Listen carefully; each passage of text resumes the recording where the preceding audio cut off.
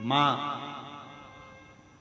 बेटे को गाली दे दे, माँ बेटे को अपशब्द कह दे, माँ बेटे को थप्पड़ मार दे, माँ बेटे को घर से निकाल दे, फिर भी माँ वो गुरु होती है जो कितना भी बेटे से झगड़ा हो जाए, बेटा बाहर रहने लगे, घर छोड़ दे, परिवार छोड़ दे, दूसरी जगह दूसरे शहर में जाकर रहने लगे, फिर भी माँ अपनी प्रॉपर्टी किसी कुबेरेश्वर धाम में नहीं देती है। माँ अपनी प्रॉपर्टी अपने बच्चे को देती है। क्यों? बेटे से झगड़ा, बेटा तो अपशब्द कहता है, बेटे के पास तो रहती नहीं, तू सालों हो गए, तेरा बेटा तो दूसरी जगह रहता है, 8 साल 10 साल 15 साल 20 साल 25 साल हो गए, इतने सालों में तो तू बच्चे को भूल जा। नहीं, बेटे को भूला नहीं जाता, नहीं, ठीक नहीं, श्रेष्ठ नहीं। और इसकी श्रेष्ठता ये उत्तमता में नहीं है महाराज, ये विचार करिएगा, ये स्मरण करिएगा, ये ध्यान करिएगा कि ये श्रेष्ठता नहीं। बेटा मेरा दूर रहता है तो मैं प्रॉपर्टी नहीं दूं, मेरा बेटा कहीं रहता है तो मैं कुछ प्रदान नहीं करूं, मेरा बेटा कुछ करता है तो मैं कुछ ना करूं, ये श्रेष्ठता, ये श्रेष्ठता नहीं।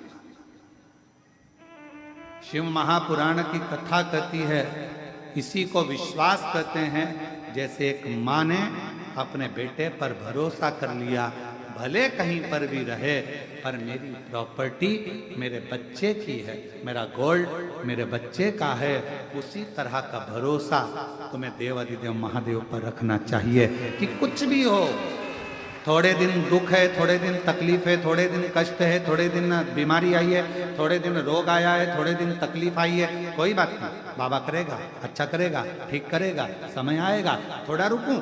हमारे वो माँ भटकती नहीं कि मैं यहाँ चले जाऊं वहां चले जाऊं, मैं दूसरा बेटा कर लूं, मेरे दूसरे बेटे को अपना मान लूं, दुनिया को वो अपना मान लेगी, पर उसकी प्रेरणा, उसकी नजर अपने पुत्र पर रहेगी, अपने। और मैंने तेरे ही भरोसे बाबा, तेरे ही भरोसे हवा विच उड़ती जावांगी, बाबा डोल हर तो छड़ी ना मैं कटी जावांगी, भोले मैं शंभु मैं तेरी बदन, हवा विच उड़ती जावांगी, बाबा डोल हथो छड़ी ना मैं कटी जावांगी, भोले मैं तेरी बदन। एक विश्वास को पूर्ण रहना, मुक्ति 3 कदम दूर है,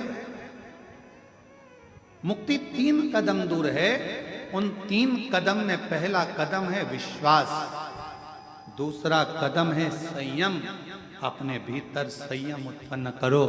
किसी ने कुछ कह दिया कोई बात नहीं, आड़ा टेढ़ा बोल दिया कोई बात नहीं, कोई कुछ कहकर चले गया कोई बात नहीं, कुछ कहकर चले गया कोई बात नहीं, गाली दे दी कोई बात नहीं, अपशब्द कह दिया कोई बात नहीं।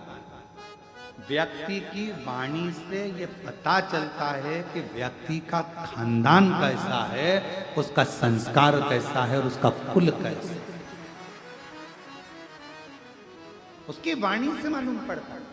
आपकी वाणी क्या कहती है?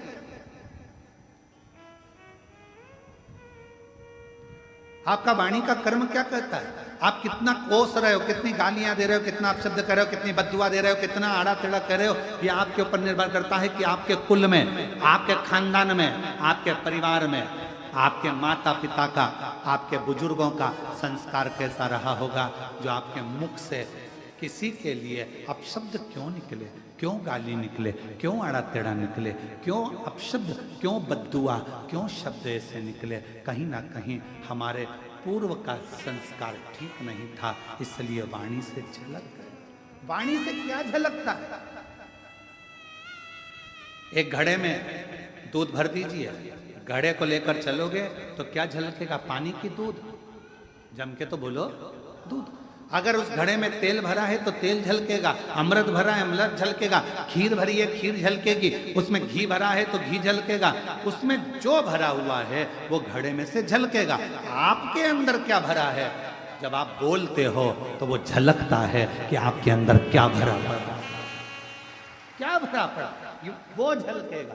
आप गाली दे रहे हो, अपशब्द कह रहे हो, ताना दे रहे हो, बद्दुआ दे रहे हो, आड़ा टेढ़ा बोल रहे हो, आपके अंदर जो भर रखा है वो सामने वाणी के रूप में झलकेगा, सामने प्रकट होगा, प्रकट।